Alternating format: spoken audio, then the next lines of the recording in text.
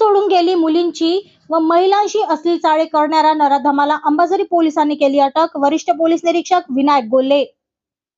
Ambazari police ठाण्याचे वरिष्ठ police निरीक्षक विनायक गोल्हे यांनी 8 मेला दुपारी 4 वाजता दिलेल्या माहितीनुसार 7 मेला सकाळी 8 वाजताच्या सुमारास अंबाझरी हद्दीतील 17 वर्षीय अल्पवयीन मुलीशी अश्लील चाळे करणारा आरोपी विजय त्रिपाठी याला अंबाझरी पोलिसांनी अटक केली. तपासादरम्यान समोर आले की आरोपीची पत्नी आरोपीला सोडून गेल्यामुळे तो परिसरातील महिलांशी अशा प्रकारची कृत्य करीत आहे.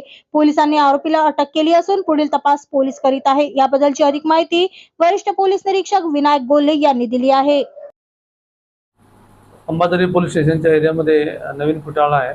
नवीन फुटाळाच्या हनुमान मंदिराच्या बाजूला एक अल्पवयीन मुलगी कामावरून घरी जात असताना त्याच्याच परिसरात राहणारा एक इसम त्या महिलेला छेडछाडी करून अतिप्रसंग करण्याचा प्रयत्न केला.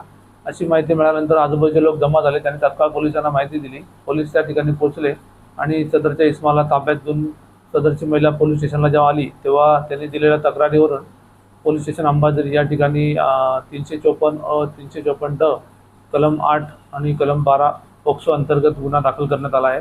त्यातील जो आरोपी आहे त्याला तात्काळ ताब्यात घेऊन त्याला अटक करण्यात आली आहे. आरोपीचे नाम आहे विजय त्रिपाठी, राहणार हनुमान मंदिर जवळ नवीन फुटाळा.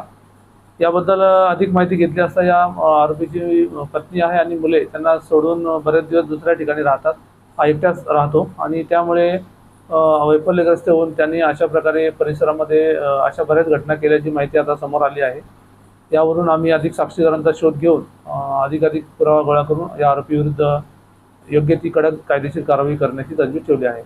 आरोपीला आम्ही आज रात्री अटक केली आहे आणि माननीय न्यायालयासमक्ष हजर करून पुढील कारवाई करण्याची तजवीज ठेवत आहोत. पीडिता आणि आरोपी एकमेकांचे परिचित नाही आहे, पण एकाच परिसरात राहतो आणि आता जेव्हा रात्री आम्ही हा गुन्हा दाखल केला त्यानंतर बऱ्याचशा महिला पोलीस स्टेशनला सुद्धा आल्या होत्या की त्यांनी त्यांच्या इतर परिसरामध्ये फुटाळा, वरचा फुटाळा आणि लोअर फुटाळा या ठिकाणी सुद्धा अशाच प्रकार केल्याची माहिती आता समोर आलेली आहे. यापूर्वी कोणती तक्रार आलेली नव्हती, पण आता आल्यानंतर आम्ही त्या महिलांचे बयान नोंद करून सदरच्या आरोपीविरुद्ध अजून कायदेशीर कारवाई करण्याची तजवीज ठेवत आहोत.